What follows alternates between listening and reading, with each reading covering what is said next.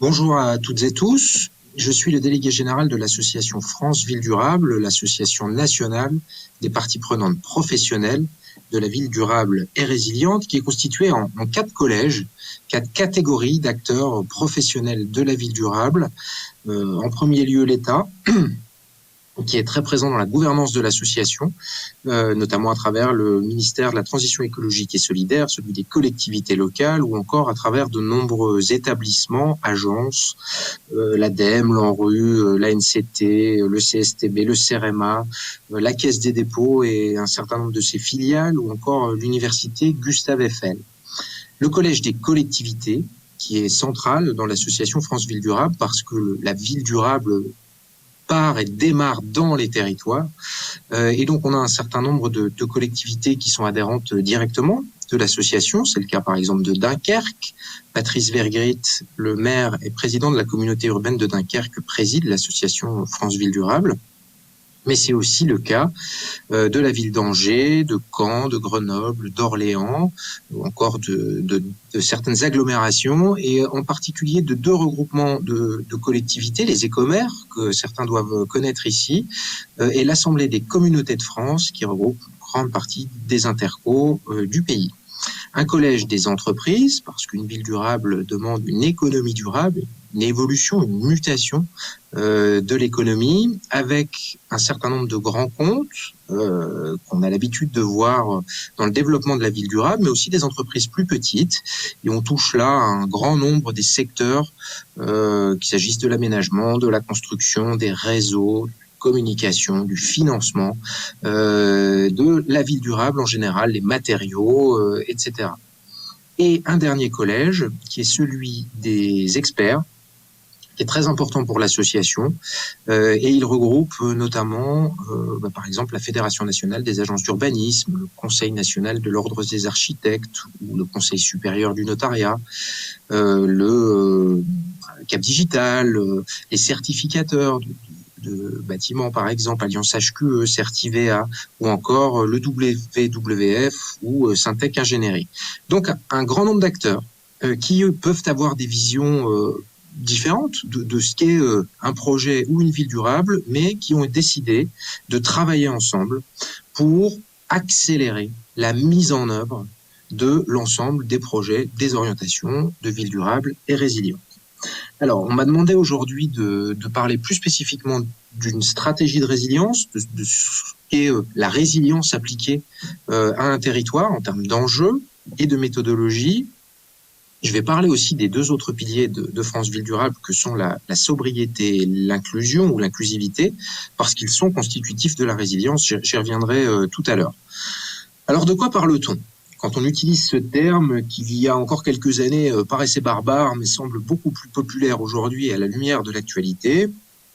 On évoque la capacité d'un territoire, pas celui d'une organisation. En tout cas, on parle de résilience territoriale. Donc, la capacité d'un territoire, avec tout ce qu'il compose, avec ses habitantes et ses habitants, avec ses institutions publiques, avec ses entreprises, avec ses infrastructures construites, les ponts, les routes, les immeubles, avec ses infrastructures naturelles, les réseaux hydrographiques, les continuités écologiques, avec ses réseaux et les flux qui les traversent de personnes, de matières, de communication, d'énergie, d'eau usée, etc. Vous savez, c'est cette vision du territoire vu comme un métabolisme et pas comme une somme de silos les uns à côté des autres, qui est prépondérante dans cette logique de la résilience. Et donc, on imagine la capacité de ce territoire, de ce métabolisme territorial, à continuer de fonctionner et de poursuivre ses objectifs, indépendamment des chocs majeurs, les grandes catastrophes, les grands désastres. Ça, c'est ce qu'on entend, ce qu'on a l'habitude d'entendre sur le sujet de la résilience, mais aussi, et c'est fondamental, en réduisant un certain nombre de stress chroniques, de phénomènes latents, qui ne sont pas des grandes catastrophes, des grands événements disruptifs, mais qui atteignent tout autant les capacités de fonctionnement et de développement du territoire. On a là une typologie parmi d'autres, qui est internationale, donc évidemment, tous les risques ne sont pas les mêmes en fonction des territoires, mais c'est intéressant de différencier la logique de choc, qui est celle qu'on entend systématiquement pour la résilience, et celle de stress. Parce que si on considère la résilience exclusivement comme la prévention des grandes catastrophes, la gestion de crise et le retour à la normale, on est dans une gestion de crise, prévention des risques améliorée. Mais on n'est pas dans une dynamique de résilience territoriale qui vise bien davantage à organiser, transformer le territoire et son fonctionnement pour qu'on ait moins besoin de faire de prévention des risques parce qu'on aura limité d'un côté la probabilité de la survenue du risque, mais aussi parce qu'on aura adapté les systèmes urbains, le fonctionnement du territoire pour qu'ils soient beaucoup moins vulnérables face à ce risque. Pour différencier peut-être à partir de cette typologie la prévention des risques traditionnels et la résilience, je dirais que dans une démarche de prévention des risques, notamment réglementaire, on va les prendre un par un et on va regarder réglementairement comment on doit réagir à un tremblement de terre ou à un incendie, etc., etc. Et on va prendre les risques un par un et déterminer une stratégie pour le risque inondation, une stratégie pour le risque glissement de terrain, etc., etc. La résilience, c'est plutôt de dire, on a un ensemble de politiques qui font fonctionner le territoire aujourd'hui, public comme privé. Fonctionnent-elles toujours quand tout ça survient? Et comment ces politiques peuvent nous permettre, en les designant autrement, en les faisant évoluer, de réduire un certain nombre de stress chroniques, du coup, pour avoir moins besoin de résilience. Des enjeux, il y en a beaucoup. Il y en a toujours eu, des enjeux pour les villes, mais on est face quand même à un type d'enjeu totalement inédit pour l'humanité. Et on a tendance un peu à l'oublier. Je vais pas en citer beaucoup, mais je pense que certaines et certains sont peut-être familières et familiers de cette publication, par exemple la grande accélération, qui montre qu'on a un certain nombre de phénomènes engendrés par l'activité humaine, qui non seulement, de phénomènes négatifs évidemment, qui non seulement, ou en tout cas aux conséquences fortes, qui non seulement sont en croissance, mais pour certains en croissance exponentielle, depuis pas très longtemps finalement. Et les conséquences de tout ça, notamment systémiques, sont très importantes et on intègre peu cette réflexion, par exemple dans le design de nos projets urbains de villes durables. Je vais évoquer une première catégorie d'enjeux, je ne vais pas toutes les évoquer bien sûr, mais qui concerne la sobriété, premier pilier de France Ville Durable. Pourquoi la sobriété quand on parle de ville durable? J'ai pris ce visuel parce qu'il parle à tout le monde. Je crois. Je pense que le grand public maintenant a compris ce qu'était le jour du dépassement. Et donc, on y va en général de sa petite phrase, sa petite publication pour dire « Oh là là, c'est dramatique ». On consomme beaucoup plus de ressources avec notre fonctionnement quotidien, avec des projets spécifiques. Avec notre fonctionnement quotidien, on consomme beaucoup plus de ressources qu'on en a.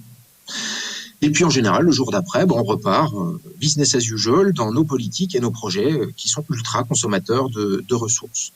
Je vais citer quelques exemples et en particulier, bien évidemment, celui de l'énergie qui est complètement central parce qu'il détermine tous les autres en fait. Et je cite là, dans ce slide et le suivant, des publications du Shift Project que certaines et certains connaissent certainement, qui a vraiment qui produit des rapports très pointus, très techniques sur les sujets de l'énergie en particulier. Et ce qu'il faut bien comprendre en termes de vision, c'est que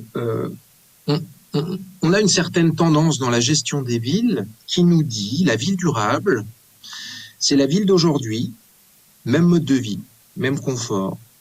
Mais on a remplacé toute l'énergie qui sert à faire fonctionner cette ville d'aujourd'hui, qui est carbonée aujourd'hui, par des énergies renouvelables. Dans ce graphe-là, qui représente par exemple le mix énergétique moyen d'une habitante ou d'un habitant sur la planète aujourd'hui, l'éolien ou le solaire, c'est le petit rose en haut. Donc croire ou laisser croire qu'on va pouvoir d'ici 2050 remplacer la totalité, et par ailleurs on est en général toujours en augmentation, mais remplacer la totalité de cette énergie aujourd'hui carbonée par des panneaux solaires, des éoliens, c'est faux. c'est pas possible. C'est pas possible déjà parce que, en partie, première chose, c'est que ces modes de production d'énergie, aujourd'hui, demandent des énergies carbonées pour leur acheminement, utilisent des matériaux et terres rares, dont je pense aux batteries, par exemple, pour les voitures, etc. Enfin, la mobilité électrique, elle n'est pas pure environnementale. Non, parlons. Elle a des conséquences très fortes, notamment pour l'extraction des métaux et terres rares. Alors certes, c'est loin, c'est pas en France, mais si on raisonne holistique et systémique, on peut pas considérer que l'avenir de la ville durable, c'est de prendre la mobilité d'aujourd'hui qui fonctionne avec du pétrole, puis de la remplacer par de la mobilité électrique. C'est pas possible, parce que ça dépasse ce qu'on appelle les limites planétaires, et il faut absolument qu'on retrouve un peu de lucidité, notamment dans le fait que la toute première priorité dans le domaine énergétique, ça n'est pas de produire de l'énergie verte, c'est d'abord de réduire les consommations d'énergie dans notre fonctionnement quotidien.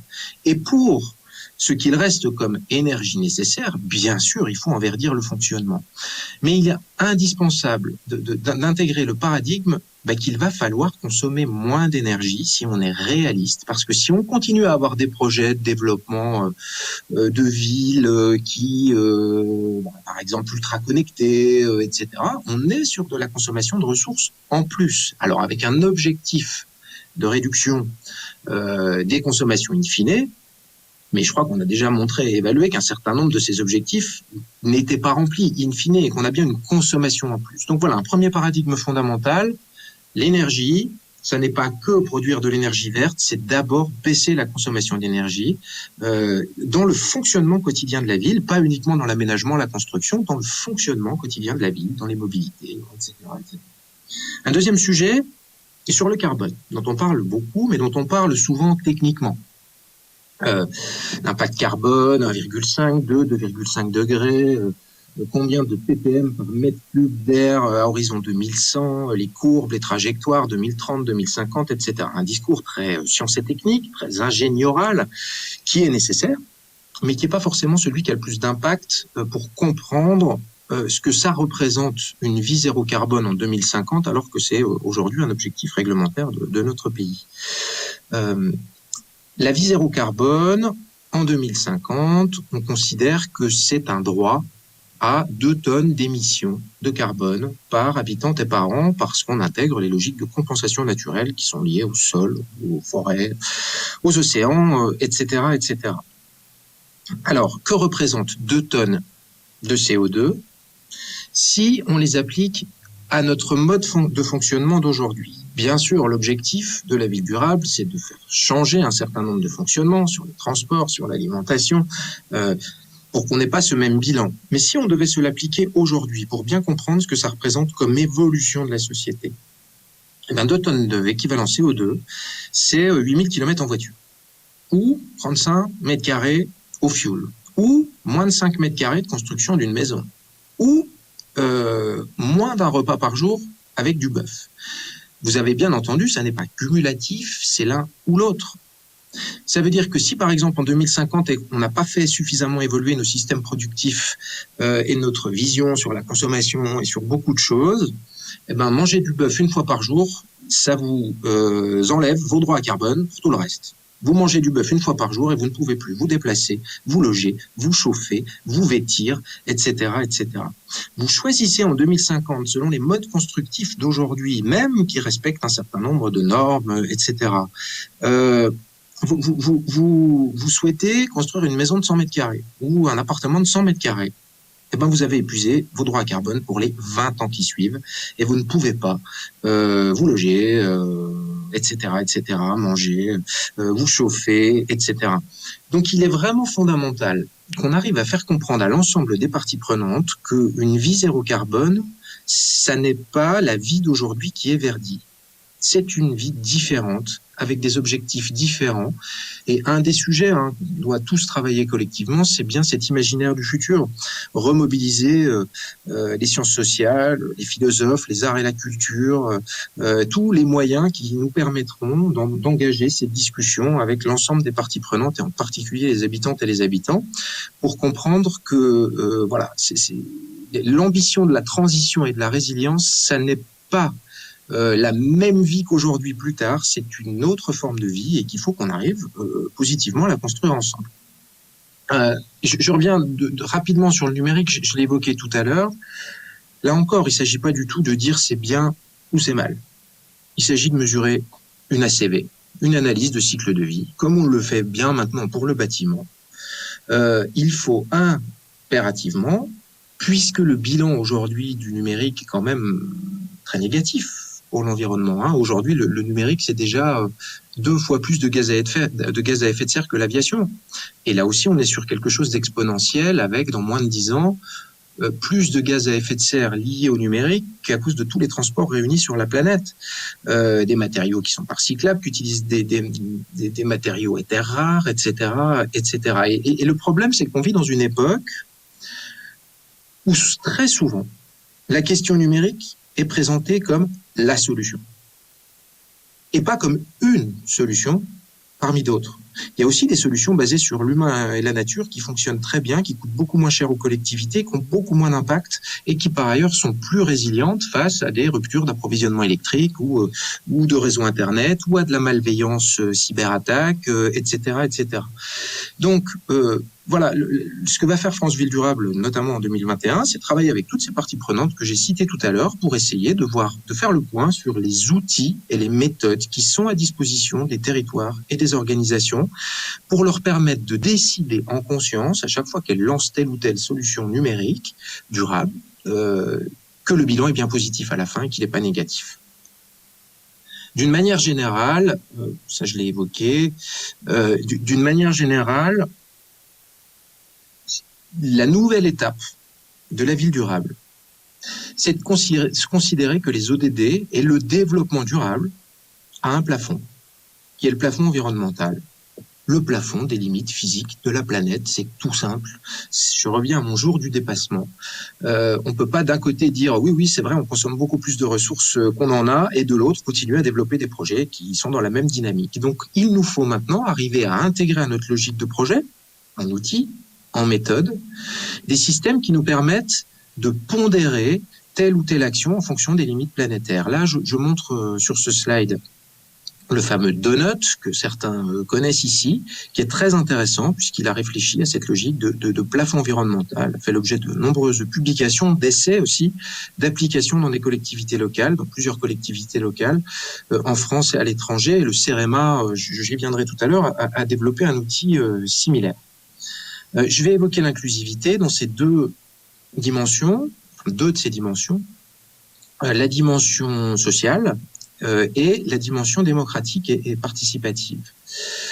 Pourquoi la résilience, pourquoi l'inclusivité, l'inclusion sociale est un des premiers leviers de résilience? Je vais illustrer avec une publication qui a établi un degré de corrélation scientifique entre le niveau de cohésion sociale préexistant dans un territoire et le nombre de morts quand une catastrophe arrive. C'est basé sur une étude très approfondie des villages côtiers de Fukushima, enfin proches de Fukushima, qui ont été frappés par le tsunami en 2011, et avec des fortes différences de mortalité d'un village à l'autre, alors qu'ils avaient une morphologie urbaine identique et que les Japonaises et les Japonais sont parfaitement formés à la culture du risque, etc. Et donc, ces scientifiques ont établi que dans les villages et dans les villes qui étaient connus pour avoir une pratique associative riche, des cérémonies religieuses dans l'espace public, beaucoup d'événements dehors, une mairie dynamique, etc., il y avait beaucoup moins de morts que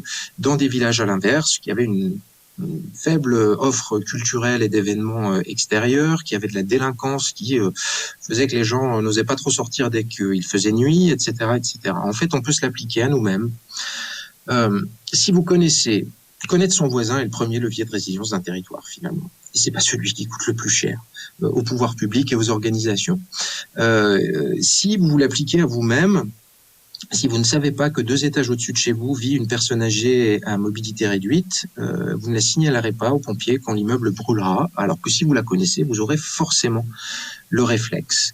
Donc, connaître son voisin, c'est vraiment fondamental, et surtout dans une période où, depuis quelques décennies, ce tissu multimillénaire qui existait dans nos fonctionnements humains, qui était qu'un individu avait toujours autour de lui un premier réseau de personnes proches, la famille, les voisins, les amis, les commerçants du quartier, la concierge, etc., etc.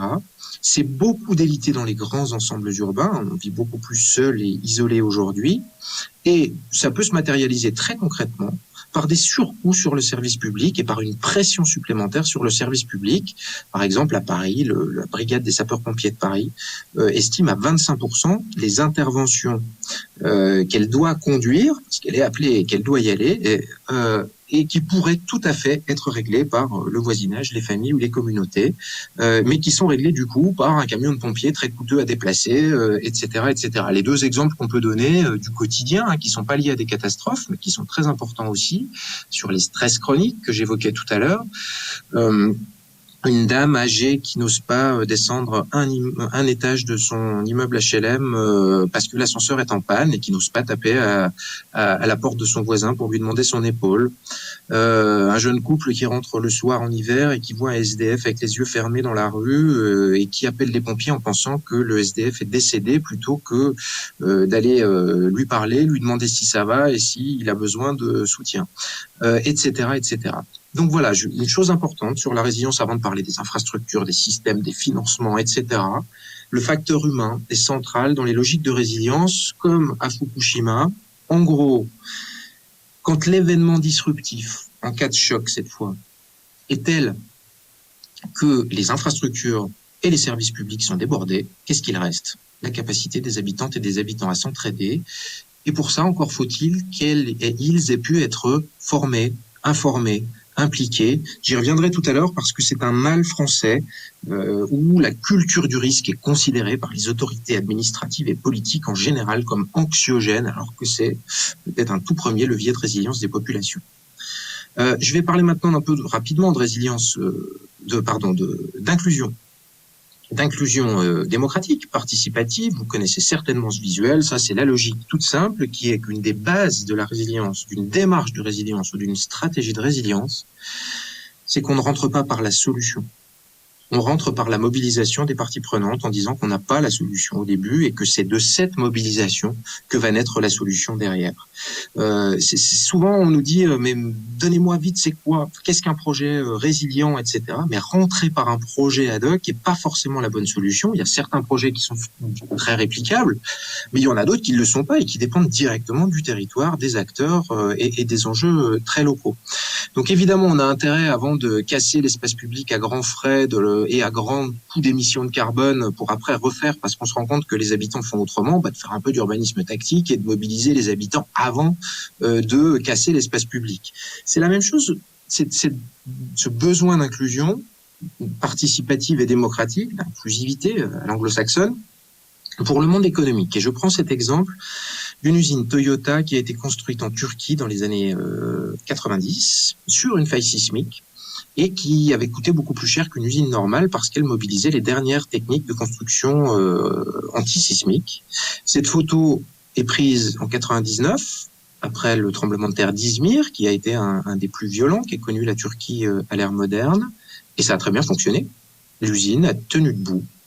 Les architectes étaient bons, les techniques architecturales étaient bonnes, elle était résiliente pour son bâti à l'intérieur, mais elle a mis des années à rouvrir, avant de rouvrir, parce que la ville dans laquelle étaient ses salariés a été entièrement détruite avec 17 000 morts, plus de réseau, de transport, d'électricité, d'eau, etc. Donc une usine dont le territoire n'est pas résilient, n'est pas une usine résiliente, même si elle fait son maximum en interne.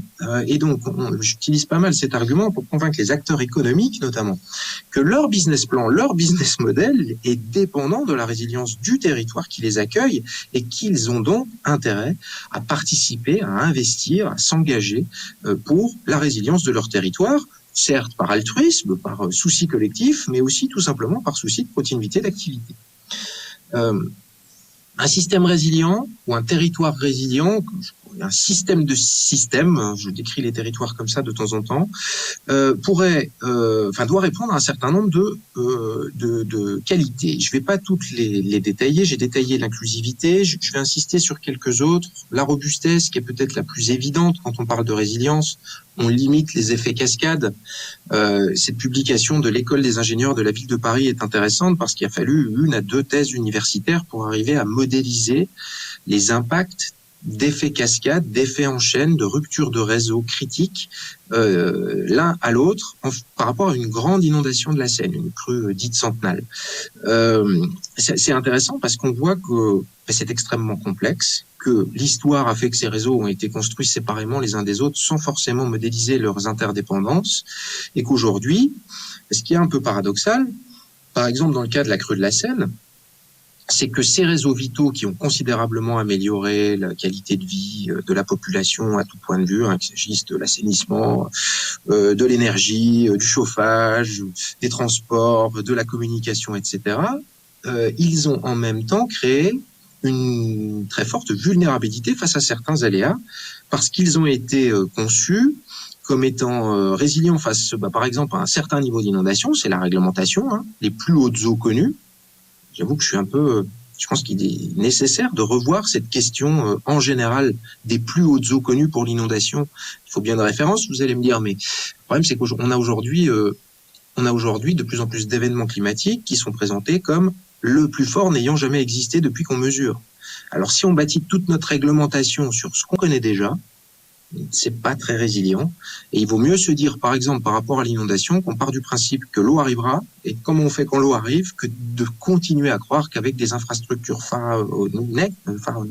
pharaoniques et très coûteuses, on arrivera forcément à se protéger. On arrivera toujours à se protéger face à un niveau d'aléa, mais il suffit que le niveau d'aléa dépasse pour que de toute façon on soit plus protégé.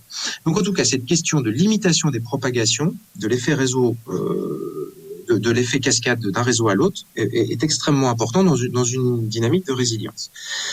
Je vais évoquer la question intégrée, qui est peut-être la plus importante, notamment pour des agents, des cadres territoriaux, pour illustrer comment on passe de la logique holistique, systémique de la résilience, je sais que ce sont des mots difficiles, le système administratif, à un projet concret, opérationnel sur le terrain. Je vais donner cet exemple d'un projet, c'est pas un projet, ça a été réalisé, d'une réalisation à Rotterdam, qui était dans le cadre d'un programme de rénovation urbaine dans un quartier en difficulté, où il y avait grosso modo un budget pour refaire une place. Les yeux de la résilience se sont penchés sur ce projet qui a changé dans la façon d'être conçu, puisqu'au lieu d'avoir quelques réunions de concertation comme on fait d'habitude, il y a eu plusieurs mois de co-construction du projet avec la population, mise en place d'une assistance à maîtrise d'usage, formation des habitantes et des habitants pour qu'ils aient un avis éclairé dans les concertations, etc., etc. Le projet, et cette façon de faire le projet a déjà eu un effet très positif sur le quartier. Des habitants qui ne se parlaient plus, avec pas mal de délinquance, se sont remis à se parler et à se fédérer contre le projet de la mairie. La mairie venait faire quelque chose là, donc les habitants du coup ont fait bloc, mais c'est une façon comme une autre de recréer de la cohésion sociale à partir du moment où on tourne ça dans une logique de construction positive. Donc le projet a complètement changé d'aspect. En premier lieu, comme vous le voyez, ce n'est plus une place, c'est un amphithéâtre qui accueille régulièrement des débats, des concerts, des spectacles, des messes religieuses, même le week-end.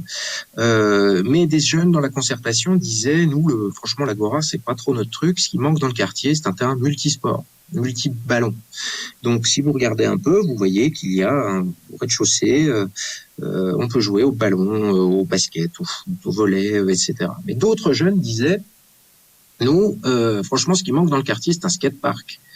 Et puis les jeux de ballon, c'est pas terrible. Donc du coup, cette infrastructure, c'est aussi un skatepark. Ça a été prévu pour, dessiné pour, avec des matériaux qui sont faits exprès et qui supportent une pratique intensive du skate. Les continuités écologiques ont été préservées. Et comme le premier stress climatique de Rotterdam concerne le fait qu'ils sont en grande partie en dessous du niveau de la mer, ils ont un réseau de gestion d'eau pluviale sous-dimensionné aujourd'hui pour faire face à des pluies violentes et des orages violents qui régulièrement engorgent le réseau de gestion d'eau pluviale et créent des débordements par débordement du réseau. Cette infrastructure urbaine qui remplit de nombreux services tout au long de l'année, 2 jours par an, c'est un bassin de rétention d'eau pluviale.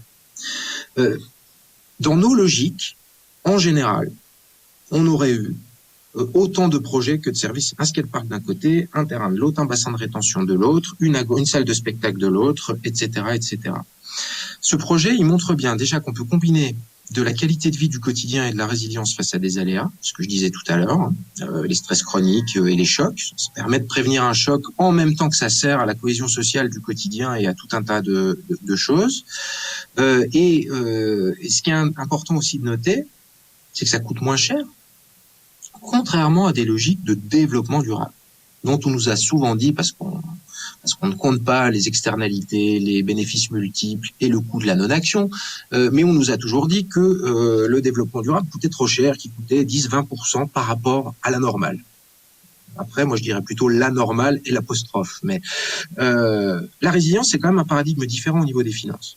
Et ça intéresse d'ailleurs en général beaucoup les directeurs et les directrices des finances de collectivités, parce que c'est faire plus avec l'argent qu'on a.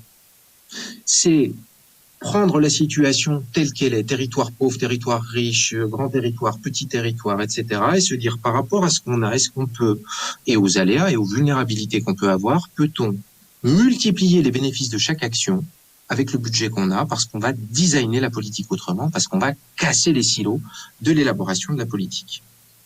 D'une manière générale, ce qu'il faut retenir, c'est que la résilience, c'est d'abord la question des interdépendances des politiques municipales. Je prends cet exemple encore pour s'adapter à un risque, qui est celui des vagues de chaleur et l'effet d'îlot de chaleur urbain, etc., qui tue, qui est un risque très important et qui est croissant. On a tendance, et c'est très bien, à végétaliser massivement, à remettre de l'eau en ville, à faire ressortir des noues, des rivières, etc., etc. C'est très efficace pour lutter contre l'effet d'îlot de chaleur urbain. Ça a un effet rafraîchissant sur la température générale dans la ville. Mais si on va voir les collègues qui sont spécialistes des questions de santé dans les collectivités en général, et qu'on leur demande quel est le premier enjeu sanitaire des années à venir, en général, ils répondent pas que c'est la canicule. Ils répondaient déjà, avant le Covid, que c'était les épidémies. Parce que les épidémies sont une des premières conséquences du dérèglement climatique, notamment avec la migration d'espèces porteuses comme les moustiques porteuses de maladies, qui migrent plus vite que leurs prédateurs. On sait d'ores et déjà, on a déjà des sujets de moustiques tigres, notamment en France, et ça va ne faire qu'augmenter. Et les moustiques, ils adorent la végétation et l'eau en ville. Et donc, on n'est pas à l'abri que d'ici quelques années, si on avait un moustique porteur d'une maladie létale, on rebétonnerait illico toute notre végétation et nos espaces en eau en disant, finalement, le moustique tue beaucoup plus que les canicules, donc il vaut mieux tout faire pour pas avoir de moustiques. Bon, évidemment, c'est pas ça qu'il faut faire. Et l'enjeu de la résilience, c'est de dire, mais parce qu'on a aussi pensé au risque moustique, en même temps qu'on a construit nos politiques de lutte contre l'effet d'îlot de chaleur, on a des systèmes qui permettent, naturels si possible, qui permettent de ne pas avoir d'eau stagnante. On a des espèces végétales moins favorables à l'accueil du moustique. On a des prédateurs du moustique qu'on a réussi à identifier, etc., etc. D'une manière générale, ce qu'il faut retenir, c'est que c'est une vision holistique, systémique du territoire et des politiques publiques. C'est pas un sujet parmi d'autres, ça peut pas marcher. C'est l'ensemble des politiques du territoire, publics et privés, qui doivent passer au prisme de la résilience pour s'assurer que le territoire est résilient. Je vais citer cet exemple qu'on a beaucoup cité, mais souvent on dit c'est bien ce jus de cerveau théorique, mais comment ça marche concrètement, opérationnellement? L'exemple quand même de la ville de Paris, qui a été une des premières à tester cette question de résilience appliquée à des projets d'infrastructure notamment. Les cours oasis de la ville de Paris sont un bon exemple de vision holistique et systémique appliquée à un objet qu'on a tous, que toutes les collectivités ont en France et ailleurs, qui ont déjà des budgets dévolus pour leur entretien. On fait régulièrement le bitume dans les cours d'école. Ce qui s'est passé là, c'est que dans le cadre de projets de cours dont la rénovation du bitume était prévue, est déjà financé. Un travail de co-construction avec l'ensemble des parties prenantes de la collectivité et scolaire a permis de dire, mais finalement, la cour d'école, ça peut peut-être servir à plein d'autres choses que juste accueillir des enfants pendant les récréations. Déjà, ça peut servir d'îlot de fraîcheur, puisque des écoles, en général, il y en a absolument partout sur le territoire. Ça maille le territoire. À Paris, par exemple, les cours d'école et de collège, c'est 70 hectares de surface bitumée non imperméable. Mais rien que le fait de les débitumer, ça limite l'effet d'îlot de chaleur urbain, ça améliore la gestion des eaux pluviales. Si en plus on crée de l'ombre, qu'on rapporte de la végétation, qu'on amène de l'eau, qu'on co-construit avec les enfants, les parents, on fait de l'éducation à l'environnement. Si on doit rénover les jeux de cours, tant qu'à faire, on applique la logique holistique, donc on utilise des matériaux issus de l'économie circulaire et si possible et ou des matériaux fabriqués localement. Et puis surtout, l'enjeu principal, c'est de dire, si on a investi tout ce temps, toute cette énergie et tout cet argent dans cette infrastructure qui jusqu'à aujourd'hui est taguée enfant la journée, est-ce que cet argent investi peut pas servir à d'autres choses? Par exemple, en changeant la gouvernance, l'enjeu principal de la résilience de ces établissements, pour qu'on puisse, après 18 heures pendant les canicules, accueillir les personnes vulnérables qui habitent autour dans le quartier, pour qu'elles puissent se rafraîchir, les personnes âgées notamment, mais aussi pour que cette nouvelle infrastructure urbaine puisse servir pendant les vacances scolaires, le week-end, pour permettre aux habitantes et aux habitants de se rencontrer, d'organiser des anniversaires pour les enfants, d'avoir du lien social, dont on disait tout à l'heure qu'il était absolument fondamental dans une logique de résilience. Alors, j'avais prévu de vous passer une petite vidéo, mais je vais pas le faire parce que je crois que je suis en train de dépasser mon temps. Vous pourrez la retrouver.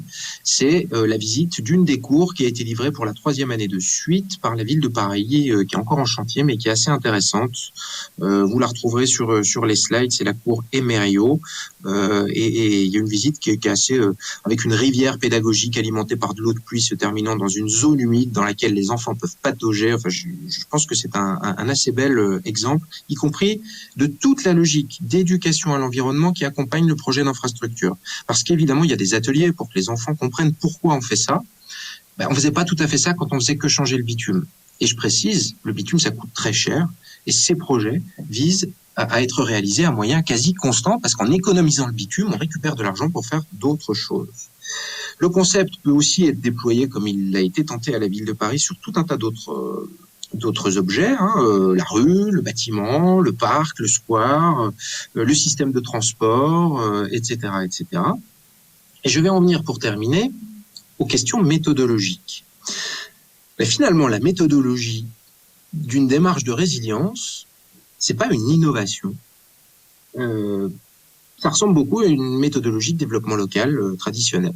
À la Michel Dinet, pour ceux qui connaissent, qui se souviennent de ces références. On prend les forces et faiblesses d'un territoire, on mobilise les bonnes parties prenantes et on détermine ensemble des trajectoires positives de développement compatibles avec les forces, faiblesses, les ressources du territoire. Enfin, c'est parfaitement compatible avec une différence, ou plutôt une porte d'entrée différente, qui est celle des vulnérabilités. On va être beaucoup plus impacté par nos vulnérabilités aujourd'hui qu'on ne pouvait l'être par le passé, notamment parce qu'il y a des vulnérabilités globales pour lesquelles on n'a pas forcément de prise locale. Ces vulnérabilités, elles varient quand même en intensité, en typologie d'un territoire à l'autre. Et ce qui manque aujourd'hui, je trouve, à l'élaboration de programmes de mandat, de feuilles de route de mandat municipal ou intercommunal, c'est cet état des lieux de départ, tout simple, des forces et des faiblesses, mais qui est quelles sont les vulnérabilités spécifiques et générales pour mon territoire au niveau social, économique, environnemental, infrastructurel, sanitaire, organisationnel. Et le prisme global est du coup d'avoir un projet politique qui continue d'améliorer la vie des gens, de faire fonctionner la ville, etc., mais qui est compatible avec ces vulnérabilités. Parce qu'on le voit bien en ce moment. Si c'est pas compatible, tout s'arrête quand on est confronté à un événement majeur. Donc le but de la résilience, c'est de dire, parce qu'on a prévu en avance qu'on pourrait avoir des épidémies un jour, etc., on a en anticipation fait évoluer, adapter nos systèmes pour limiter la possibilité de survenue de l'événement et puis surtout pour être prêt le jour où ça arrive, parce qu'on y a pensé en amont et on le subit pas, on l'accompagne.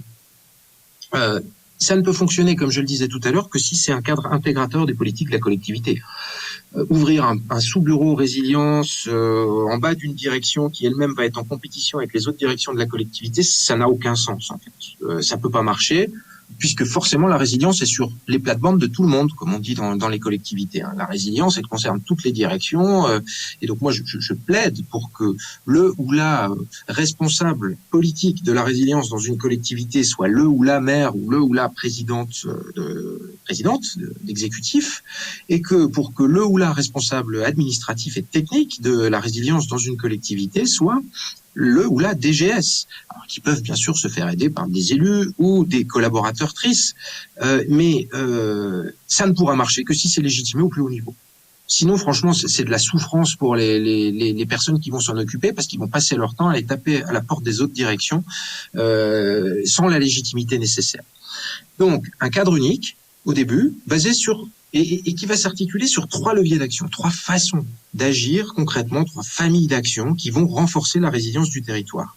La première, je l'ai déjà évoquée, je la détaille pas, s'appuyer sur les habitantes et les habitants dans une logique de développement de la culture du risque, de formation, pour que les habitantes et les habitants soient elles-mêmes et eux-mêmes acteurs, actrices de leur propre résilience, donc de la résilience du territoire tout entier. Un deuxième volet, la fabrique de la ville doit quand même assez radicalement évoluer. J'évoquais la question des plus hautes eaux connues, mais il y en a d'autres. Il faut qu'on adapte nos visions urbaines, les infrastructures, les réseaux, les matériaux, tout simplement pour que le fonctionnement de la ville soit compatible avec les limites planétaires. On évoquait tout à l'heure, c'est rarement le cas quand même aujourd'hui, quelles que soient les villes et quel que soit leur niveau. Et du coup, on peut développer des outils, des méthodes qui permettent de taguer tel ou tel projet, tel ou tel impact sur les limites planétaires. Et le troisième, qui pourrait être le premier, comme je le disais tout à l'heure, la gouvernance, en fait. C'est d'abord une question de gouvernance, c'est pas une question de solution.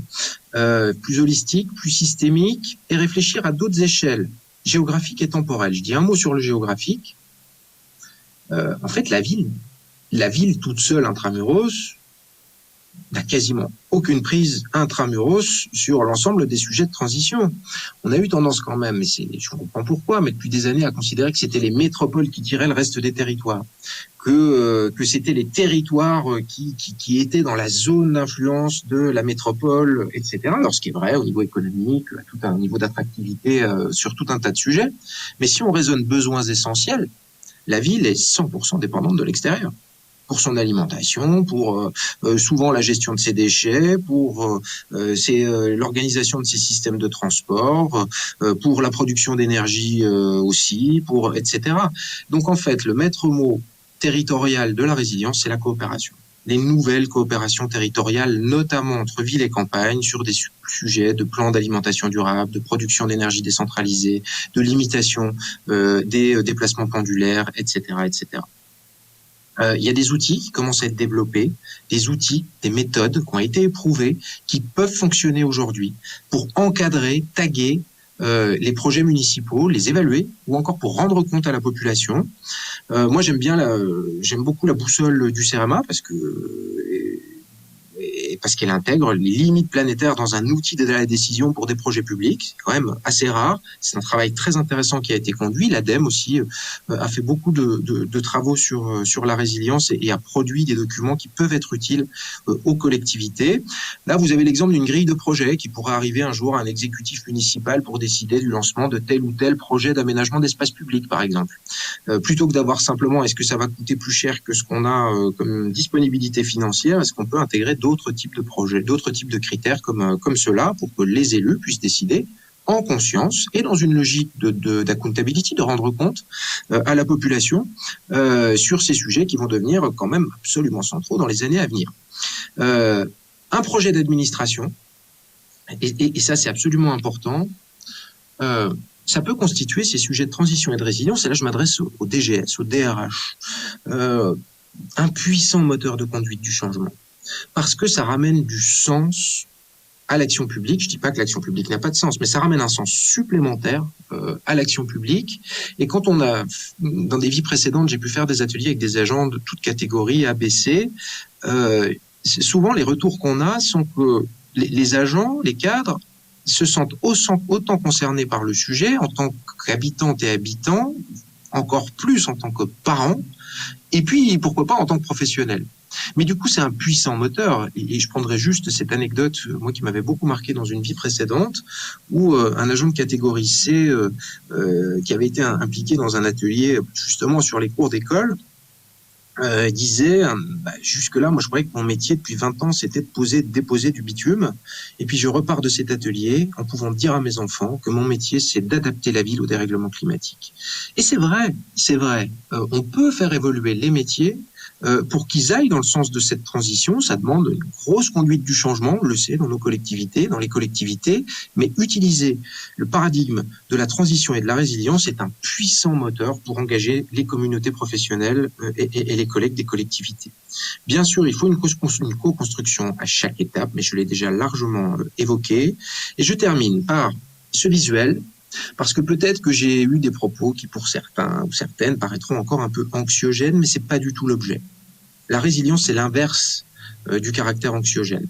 La résilience, c'est une vision de la ville protectrice, de la ville qui est lucide par rapport à ce qui va arriver, qui ne ment pas à la population par rapport à ce qui va arriver et qui a pris les bonnes décisions et fait évoluer son fonctionnement, ses visions, pour renforcer la protection des habitantes et des habitants par rapport à ce qui va se passer, pour garantir un développement durable de nos villes qui soit compatible avec l'ensemble des enjeux.